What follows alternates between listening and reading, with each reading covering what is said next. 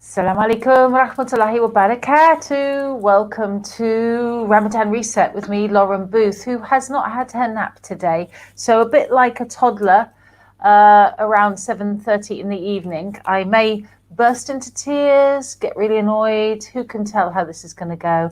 Hopefully I'll just make some dhikr and we'll all be fine. How's your day going? How's your fasting? May Allah Ta'ala bless you. And if you can't fast, know that Allah Ta'ala knows that and He'll make it easy for you and accept all of your extra ibadah and du'as and charity bi'idhnillah Ta'ala. So I'm really happy to welcome back my next guest. It's Nicole Queen, mashallah tabarakallah. As you know, Nicole is a former photographer of nightlife who now does weddings, and she is a famous podcaster of, here we go, Salam Girl. Salam Girl podcast. Hey, Assalamu alaikum, Lauren. I'm so excited to be here with you again and to be with all of you this week. And inshallah, you guys are excited. We are approaching those last 10 days of Ramadan. So may all the blessings and all the fast and all the charity that you've all done be accepted, inshallah. Ameen, Ya Rabbul Alameen. We're going to be talking a little bit today. Oh, big thank you to watan.org.uk. We have to always remember to say that because they are amazing for giving such great content for 30 days, for helping me to bring together friends, people I've worked with, and colleagues from around the world to keep us all upbeat, I think, and connected with one another. So Jazakallah khairan, and Jazakallah for all that they do for Syrian refugees, mashallah. So we're going to be chatting today, Nicole, about what non-Muslims think about Ramadan, because that's something people don't often ask. They have a sense of people not knowing, which can be frustrating, but what do we think about it before? What did we think before we came to Islam? So Nicole, first of all, how long have you been Muslim, for those who don't know? 13 years. Alhamdulillah. About 13 years. Okay. I won't ask you how old you were then, but you were full-time. You're in full-time work. You're in full-time work, weren't you, at the time? I was working full-time and, of course, supporting myself. I was single when I first came to Islam, so had bills to pay. And I can tell you that I had no idea what the reality behind Islam was. I really compared it to Hinduism and Buddhism and isms, I thought that it was part of a faith where people worshipped multiple gods, possibly. I had never actually really understood what they believed, but I knew that a lot of South Asian people were Muslim and Middle Eastern people were Muslim. And so I assumed that they didn't worship the same Abrahamic God that I knew of as a Christian. You know what's interesting? Just hearing you talk then, it makes me think that actually in the Western world, there's this idea that there's white people faith and brown people faith. Yes. And so white people faith is all very, very sensible, although, of course, it's very convoluted. So there's God in his heavens who may or may not be three, and Jesus who may or may not be the Son of God. And we all sit down nicely and we pray nicely and we have little Easter celebrations. And everybody else is nutty. Yeah. I think that pretty much summarizes my attitude for Islam. Even though I would never have put it into words. I wouldn't have even admitted that to myself. That's basically it. Or is it? Am I wrong? No, that is the embarrassing truth. And I blush at the thought because I definitely was one of those white people who thought that brown people's religion was very dramatic. It was something theatrical that had special clothing that had to be worn, and there were special statues and flowers, and maybe you offered food to something that wasn't living, and you prayed to that. And I really put them all in this group, and that all people that were not Christian or Jewish, just because I had learned about Judaism through Christianity, all of the other people were doing something strange. It was, and you know what? So sorry to jump in there, but I was just thinking that didn't you learn about Islam or any other faiths at school in America? What's funny is like now I go to public schools and I give the lesson on what Muslims believe to I think it's the 7th grade class when they get introduced into that section. And so I'm so happy to be able to do that because I remember that when I was in school, like Islam was a Turkish Ottoman Empire. And it was all about the historical aspects of how they occupied territories and how they grew their regions and those kind of things. I knew nothing about what they believed as a faith. It was mainly just Muslims were this Ottoman Empire, and it was nothing but historical facts and regions, and along the same lines as learning about Napoleon. That's interesting. The other fact, Nicole, is that teachers have to multitask. So in our schools in the West, any lessons on Islam will be taught by either a secular or a Christian teacher. Yes. Yeah. So I am happy to be part of an organization, the Islamic Network Group, and they have organizations in the U.S. called the Islamic Speakers Bureau, and we get to go into public schools, and during that time in 7th grade where they learn about what others believe, I get to go in front of the whole 7th grade class and tell them who Muslims are, like all the different regions that we come from, what we look like, all the different faces of Islam, and what we believe from a completely educational standpoint. So the schools accept it because it's completely on an educational democracy type, diplomatic standpoint. We're just teaching them. We're not in there preaching or anything like that. And it's so great because I can answer their questions and kind of squash out some stereotypes that they might be feeling. And a lot of them are super curious.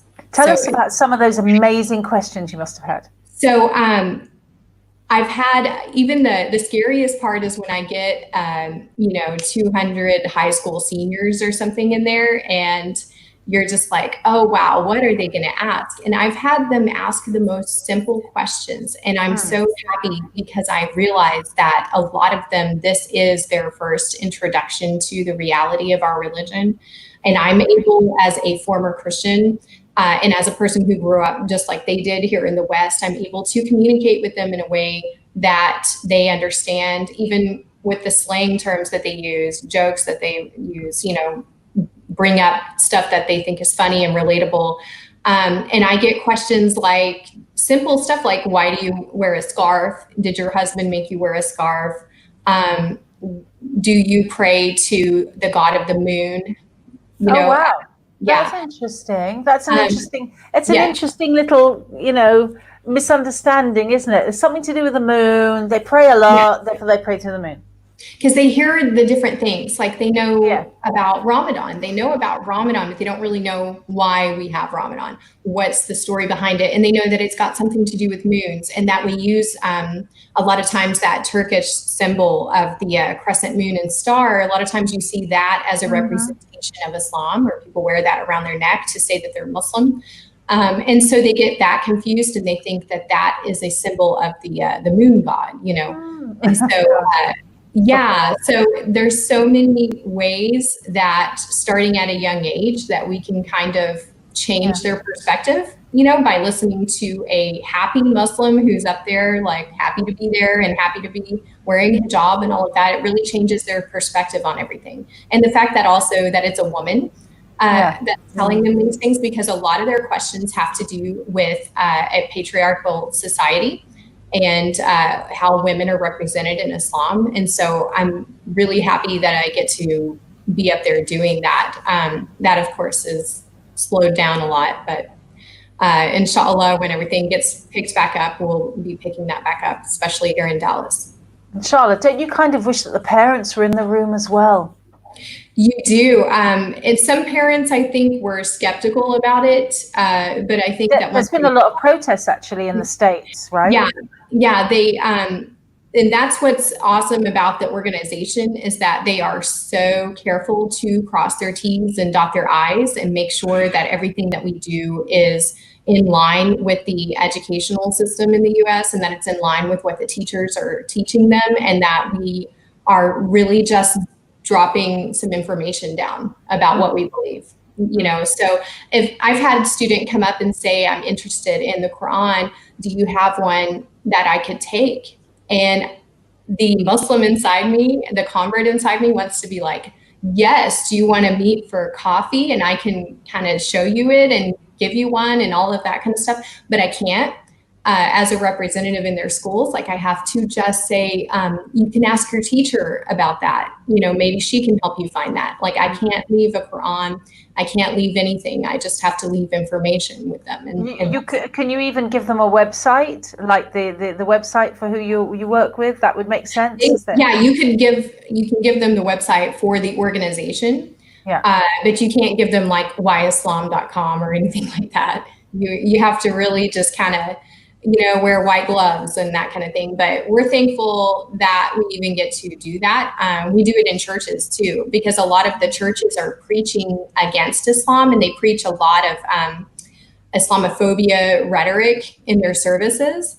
I don't know why. A lot of madness. Oh my gosh. If anybody out there, if you haven't been on some of these evangelical websites, the stuff they say is insane. Cuckoo. Absolutely totally not. cuckoo. It's cuckoo.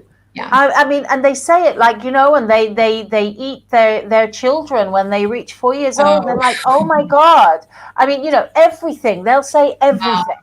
Yeah. And it's amazing that people just go, wow, those Muslims. And they all think we're crazy.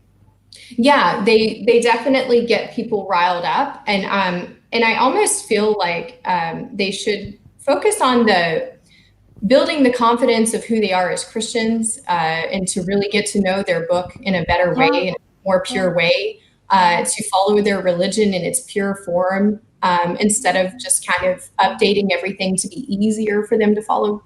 I wish they would focus more on that, instead of maybe they try to make our religion look crazy and cuckoo, so that they feel like, well, what we're doing is the validated.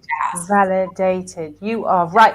You know what? You just brought back a memory to me that, you kind of, a lot of our past, Nicole and I, we won't speak about it in public necessarily, but we both have similar times when it's like, a section of your life is astaghfirullah. Basically from 6 p.m. to 6 a.m. for about 20 years is astaghfirullah. Yeah. And that's a lot of hours, right, that you have to black out. But when you were saying that about this idea of other groups making, seeing people slip from belief in their way, right? So they make it easier. Right? Yeah. Let's make it easier. Just do anything. Have a band in the church. And for a little while, there might be more people coming into the church. But then the band isn't quite funky enough, so they go to the pub next door. So, you have these socials, so it becomes about the socials. And then, God isn't such fashionable words, so you don't mention God in the church. That's what I found in the churches in the UK I was going to. They'd speak about Jesus, but not about God. God, this overriding figure who tells you sin, not so much. Not so popular, right? Yeah. I think that all religions struggle in a sense to gather members together and to make them feel strong as one, as unity. And we do that in our faith with our young people. Like, we struggle to keep them involved. We struggle to keep them focused on their faith, and to keep them away from peer pressures and from the society's pressure in the West, that you need to be cool, you need to fit in, you need to be like Drake, instead of you need to be like the Prophet Muhammad. So I think that that's a big struggle that all faiths have. And, we're all, God help us all to know him, whichever path you've chosen to live your life for God, whatever path that is, whatever you were born into. Maybe you just don't know about other paths, whatever you were born into. Like, God help us all to know that he is real and that he is the truth, whether you're Jewish or Christian or Muslim. Like, God help you just to be on your path, and whatever organization you follow, if you feel like they are bad mouthing or blaspheming other religions, these other religions are worshiping God. So when they do that, they're bad mouthing and blaspheming God. And you have to know that that's wrong, and in all aspects. And so, I beseech you to seek out a different place to worship. You don't have to stay there if they make you feel like that. And if it's and again, if it's based on fear, so I guess Fear mongering, yeah. And fear. they do that because it's exciting and it makes people feel shaken in their seats, that there's these terrorists out there and they're your neighbors, and a lot of that got amped up, in the past 4 years. Interesting. Yeah, interesting.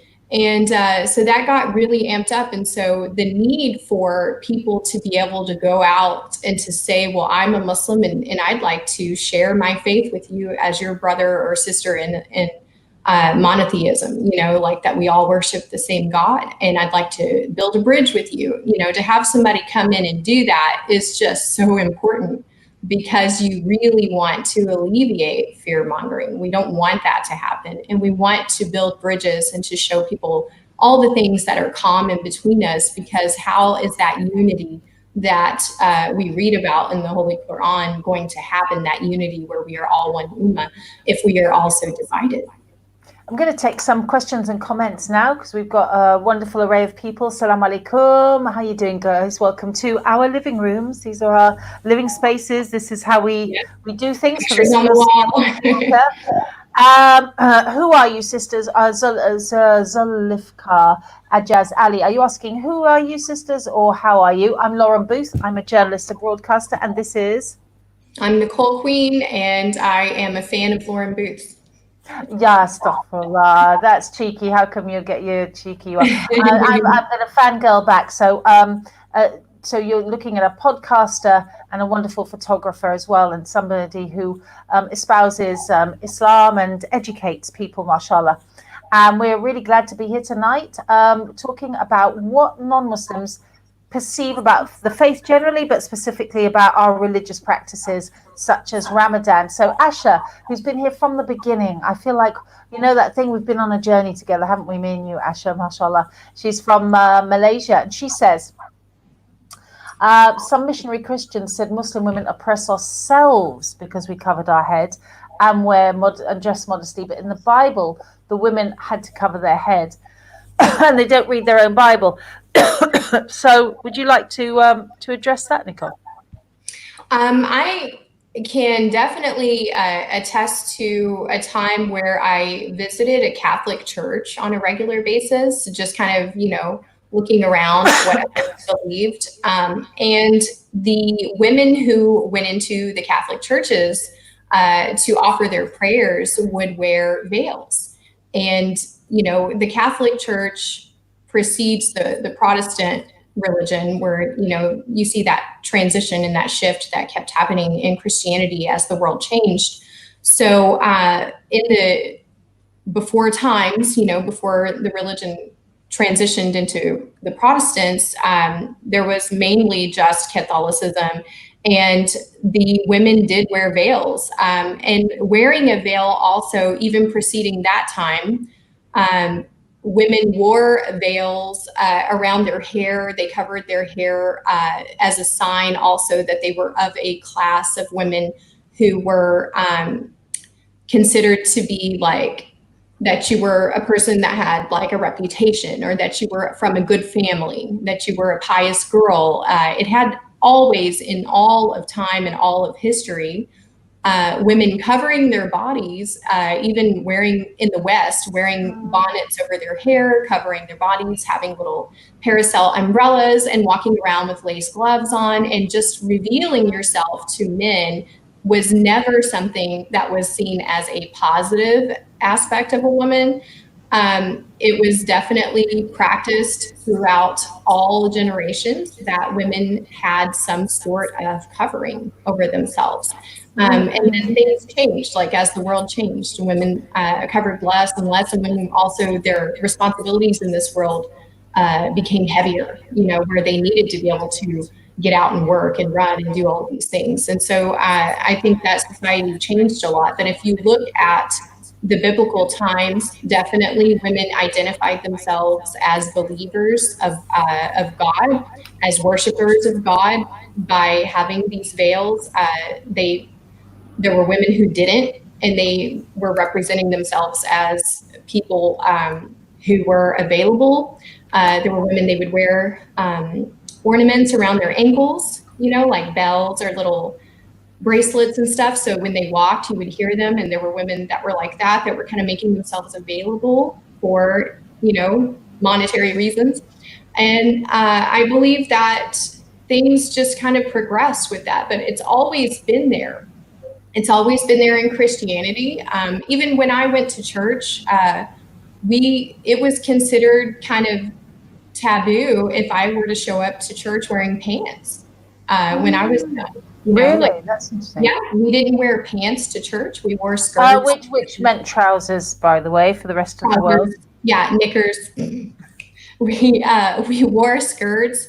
If we went to the church camp, we had to wear only skirts and dresses and shorts, maybe that went over your knee that looked like skirts. And, there's always been modesty that has been promoted in Christianity. And so when they say like, oh, you putting that scarf on is what's causing you to be oppressed, that's just showing maybe an out of touch with their own past or their own history that they have, that they've really become so modernized or, assimilated into the society today that they've lost touch with kind of that beauty that was in their own history and their own religion. Nicole, tell me, how did it feel? Can we just talk a little bit about how you would dress, or just a vague idea, in the week before Islam, and then what that modesty felt like when you picked it up? Maybe it came gradually, or was there a revelation of I don't want to do this anymore? Because going to the clubs and taking photographs has an expectation of really minimal covering. You're young, you're attractive, you're in the clubs, you don't wear much. So we can put it like that, right? Absolutely. That was how I got a lot of the positions that I had, or the accounts that I had with different clubs and different restaurant openings and things like that, was because I was an attractive woman who could also do this job that was mainly done by men. And being that person allowed more of the high profile people to allow me to take their photographs. Because I was a more approachable person. And so they would say, yeah, sure, you can take my picture, whereas a man, probably they would have been like, oh, get out of here, no pictures.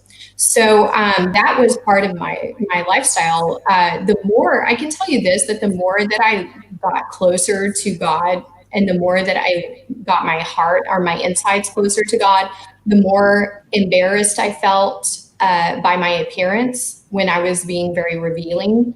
And it was like this kind of baby step process where I started to feel like I didn't want to have shirts that were low cut.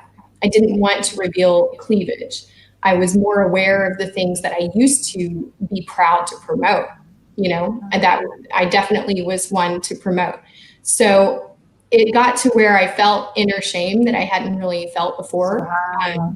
I would go in my closet to find something more modest to wear. Like if I wanted to go to an Islam 101 class, like I would be like, oh my God, I need to have like a long skirt. I needed even just sleeves that went down to my elbows was really difficult to find in my closet. So I really had to slowly purchase things that were more modest. And I took baby steps to get used to this idea that I didn't want to show off, and that I had a new kind of outlook on myself. And that was something that I'll always be thankful for, no matter what, is that my view of myself and how I felt and how the way other people saw me changed in a different. Do you still buy into this westernized, because it's not just the West, but westernized ethic, Bollywood and Hollywood ethic, that the more you show, the more liberated you are as a woman? So I think that liberation is about freedom. It's about the ability to represent yourself in whatever way that makes you feel the best. So some women, that is how they feel liberated, because they may be, or maybe have covered themselves for different reasons before, and it wasn't because they wanted to. So taking off the clothes is liberation for them. And I understand what's going on in their heads with that. I understand that. for me, I had no rules and could wear anything I wanted.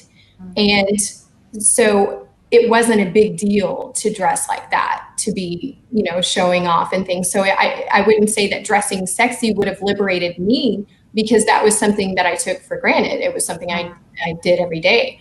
I felt a little more liberated in the sense of, wow, it's so different for me to not dress that way. It's different for me to wear long clothes and to wear a scarf, and it's still different. And I've been doing it for now 12 years. It was about 6 to 8 months, I think, after I converted, that I started to wear the hijab. So it's still new. Because it's not a natural part of my brain of what I have a concept of getting dressed and stuff. It's something that I do. And I used it almost in a tool, because I was vain in a sense. I was very self-reliant on how I looked to the world. And that was how I had moved ahead in my life. I had lived on my own for so long. That was how I moved ahead. Wow. So to give myself a whole new idea of worth, or what I needed to do to get ahead in life, and that it wasn't about how I presented myself as an attractive person, that was new, that was exciting, and that was liberating, to learn how to represent myself in a completely different way. And it was very exciting. And I used wearing the hijab more as a tool to awaken an inner revolution in my brain. So if I saw my reflection in the mirror, it was like a shock every time. It was like, oh, who is that? Yeah. I wanted to bring myself on this journey, and I used the hijab to make that easier, because when I saw myself as this girl in a scarf, fully covered, then it awakened things in my mind and in my body that told me that that's how I should behave. We started tonight talking about this honest conception that there is a white people religion and brown people religion, in our minds, in the minds of many people who don't know anything about Islam or any of the Eastern religions, and lump them all together as fire breathing, moon worshipping, looking at a box in the desert kind of people, slaughtering animals. What was your expectation going into your first Ramadan? Because all of these practices, when you've gone from this libertarian, not liberated, libertarian means anything goes lifestyle, to there's going to be a restriction for 30 days, were you terrified? I actually, before I had actually taken my Shahada, I knew Muslim people, like I was, still learning and researching and stuff. And so I did practice Ramadan, I think twice before I had ever done my Shahada. The full 30 days? Yeah, fasted for the full 30 days. And it was more of just I can do that, because the Muslim people would be like, it's really hard. You can't, we can't have water, we can't have food, it's really difficult. You're not, you're all alone. You don't have a family to break your fast with or anything. And I took it on, not in a religious standpoint. I didn't worship during that time. I wasn't reading Quran or praying. So I was literally just hungry and thirsty. But it was more of a mind body kind of spiritual journey for me. And I just felt like I wanted to see if I could do it. And I loved when people would tell me that something was very difficult and very self-disciplined, and that I wouldn't be able to handle doing that, because that to me was supercharged motivation. And I would be like, oh, wow, I can totally handle that. So it was more, Ramadan was more of like this fun challenge that I took on. But Ramadan as a Muslim was completely different. Okay. And there were a lot more expectations on me. There was a lot more rules that came with it, a lot more regulations about how to fast, and what you should abstain from, and how you should be extra prayers, and, going to each other's homes and providing iftars for other people. And, I kind of missed the Ramadan before, where it was just me and I was just kind of taking it all in. What about that big change then with the first real Ramadan, where as a Muslim, where you suddenly realized, wow, I have to train my tongue as well. So I can't just go about my everyday business and it's a bit of an extreme diet. Yeah, it's really hard to remember. And, like I said, I've been in this for more than 10 years now. And even now, it's really hard to remember that Ramadan is not just fasting. And it's really not just fasting. That's just part of it. Because we become almost obsessed with it. Just like hijab is not just covering up with a scarf. There's so much more into it than what meets the eye. Ramadan is so much more than just not having food and water. And we forget that. I think we forget that, and we get so involved in the things that we're not doing. And then we don't really pay a lot of attention to what we are supposed to add during that month and what we're supposed to be enjoying.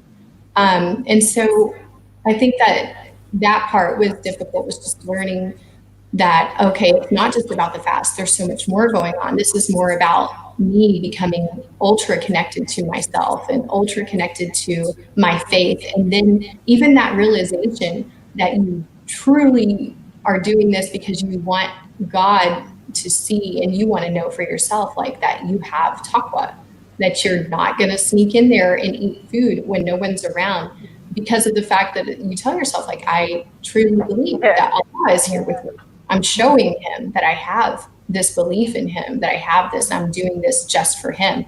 There's no one else here to witness it, So it's definitely something to realize. And that's how I explained it to my kids. Like when we talk about fasting, I'm like, it's all about you having this close relationship with God and saying, this is how I can show you that I love and believe in you, is that I know that there's no one here, but I still abstain from these things. And it's just this ultimate portrayal of what you believe. Yeah, that's right. Worship as if Allah sees, know that he sees you even if we don't see him, which is ihsan. I was just thinking then about from outside, from a secular kind of religious base, like America, secularized people and Christians who do practice their faith in some states, in other places they don't, individuals, but a creeping secularized idea of Allah, a secularized idea of God, I think, sneaking into the churches. Because this is a version of God who doesn't ask anything from you and doesn't contact you. This is a version of God who's got your phone number and never calls. All right? I know where you are. You know where I am. We'll get round to it one day. Yeah. And so this idea of being called to account, number one, you have to stop or you're going to be punished. It's very, very unfashionable to have a God and to speak about him, and he is the one who's going to exact vengeance, right? People can't cope with that. They don't want to know. And a God telling you something directly that you have to do. So in real time, through the Holy Quran, but Allah has expectations on us because he's living right now. I think those two things are the struggle, Nicole. Absolutely. Absolutely. And I don't understand. Well, I do, because I spent many years of my life knowing that God is real, knowing that he's watching, feeling guilty, having that subconscious little voice that's in there saying, what are you doing with your life? Like, don't you want to have a better purpose, or else I wouldn't be here now. If I had never really had that ability, there's no way that I could have changed my entire life to live for Allah. So this idea that God needs to fit into our lifestyle instead of our lifestyle needs to be surrounded around him, that is kind of the new norm in the US, for sure, or in the West, period, in all of the West, period. And that's what people want. They want everything to be fast, available, ready, just like it is on your smartphone. So they want their ability to say that they are worshiping to be accessible, fast, easy, and it must fit into their lifestyle, whatever's convenient for them. So if they don't have time to think about God and they don't have time to make their lifestyle decisions, like who they spend their time with, what they put into their bodies, how they treat other people, like their wives and their children, and how they treat their friends, how they run their businesses, how they socialize, whether they're, taking in alcohol and making really big mistakes because of that, taking in drugs and making really big mistakes because of that, and hurting other people because of those mistakes. All of these things, like they want God to fit into all of that. And they want God to accept all of those things about them, like love me anyway, even though I don't abstain from anything, even though I don't really put you in my lifestyle choices in the bare minimum, even though I want you to just love me no matter what and accept me, and I should have the same place, in the end days as anyone else. And I'm not going to do anything to earn that. That's kind of an idea that people have today, like that God should just accept you exactly the way you are. And it's not that he doesn't love you. He loves you in all your sin, in all your mistakes.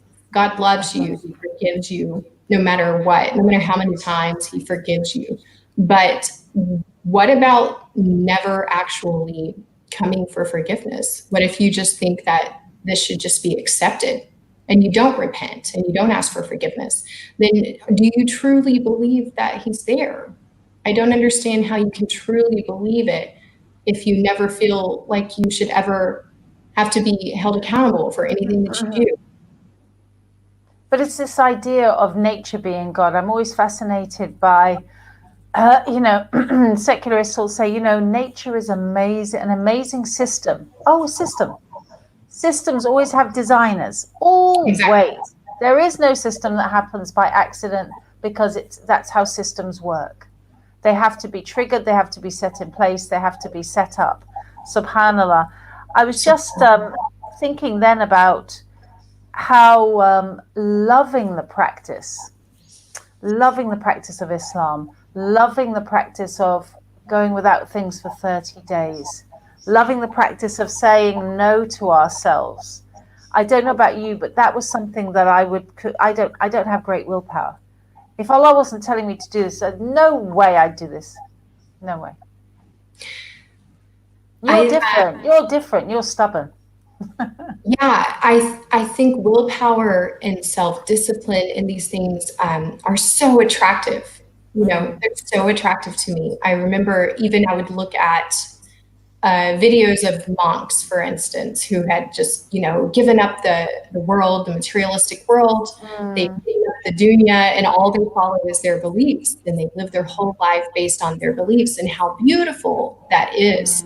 I'm so attracted to that kind of being, and that because I understand how messed up we are as people.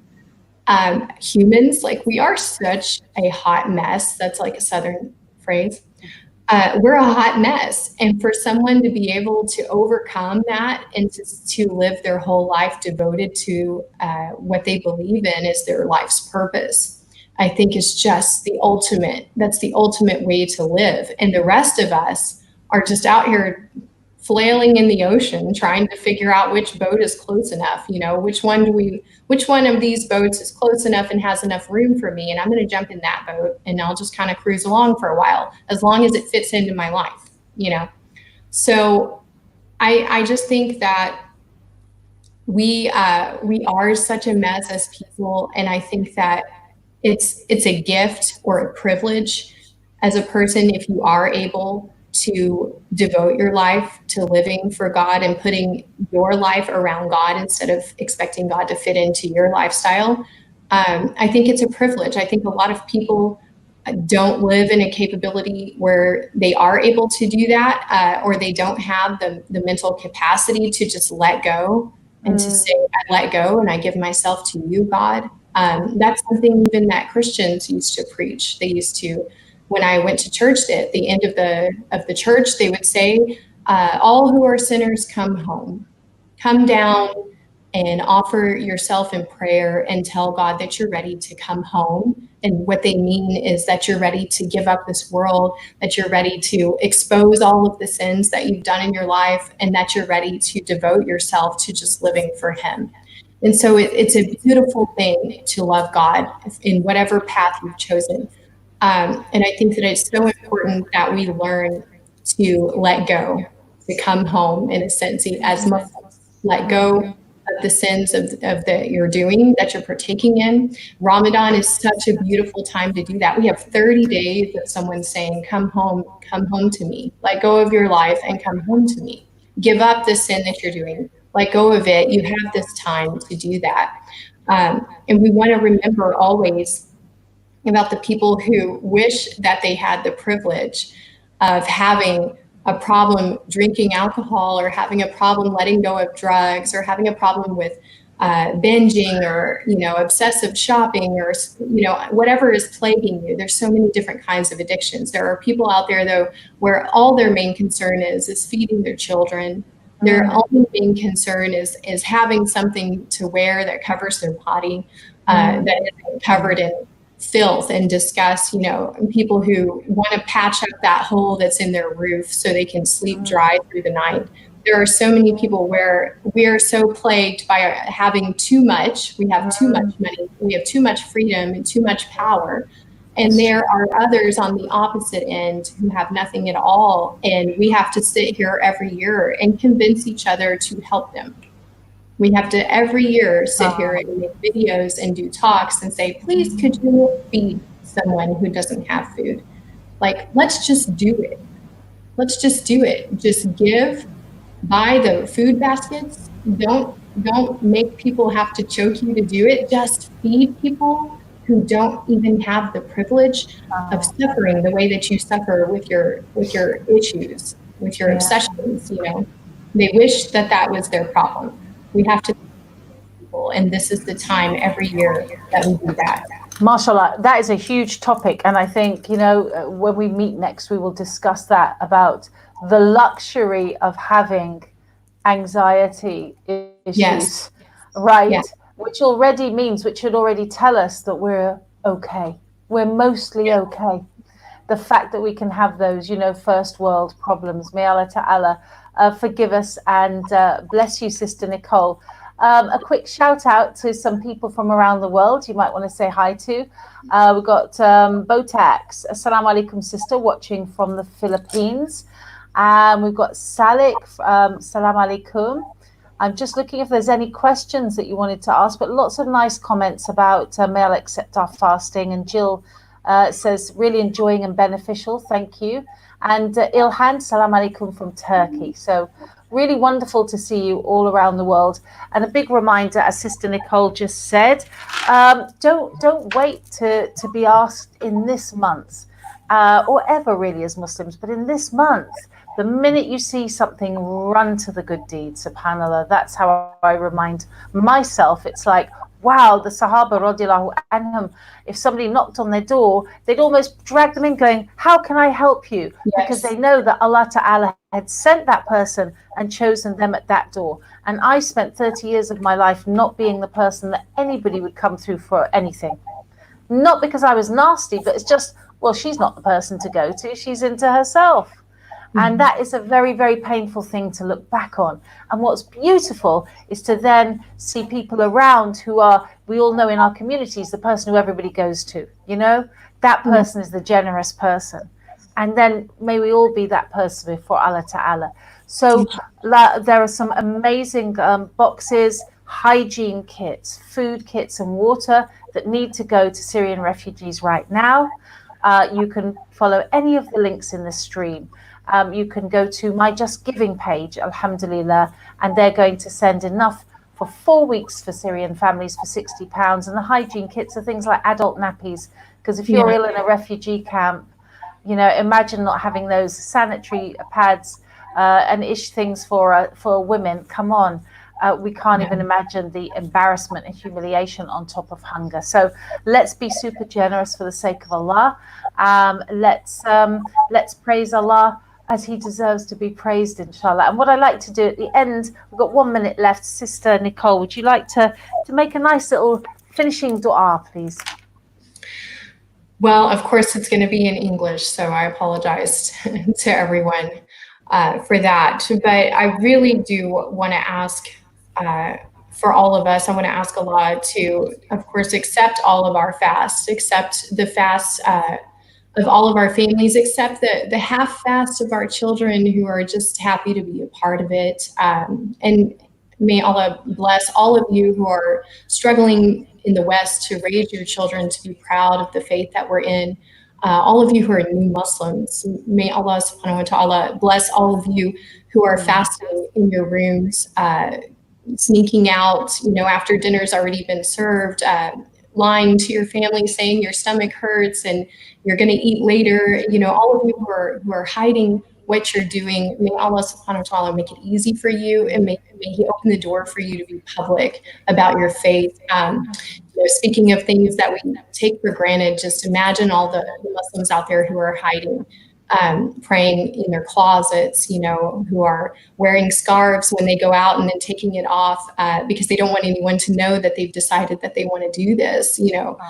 Appreciate what you have, appreciate the freedom to worship the faith that you want, appreciate the fact that you have a family who supports you as a Muslim, and pray for the ones who don't, to make it easy for them. May Allah subhanahu wa ta'ala make it easy for those who have lost loved ones because of the COVID virus. May He make it easy for those who did not make it to Ramadan this year, and for their families. And may you all give in that sense, give for your families that you have lost, give for loved ones who have been lost to this virus, and give for neighbors who have suffered a loss. Maybe they're not even Muslim. Give on their behalf, pray for them to have peace, pray for them to live their life for Allah subhanahu wa ta'ala. We ask Allah to open the door for all those to come home to Him, to come home and to give up anything that they want to give up. Any struggles that you're having right now, any of those trials and tribulations that you're facing that nobody even knows about. You look like super mom. You look like the best Muslim in the neighborhood. You're volunteering and you're doing all these things, but you have an inner turmoil. Maybe you have an abusive situation at home. Maybe your son is running out the door and you don't know where he's going. You never know what you're facing in your home, but Allah knows. He knows what you're facing. And we ask Allah subhanahu wa ta'ala to bless all of those families who are dealing with these situations, to make it easy for all of us.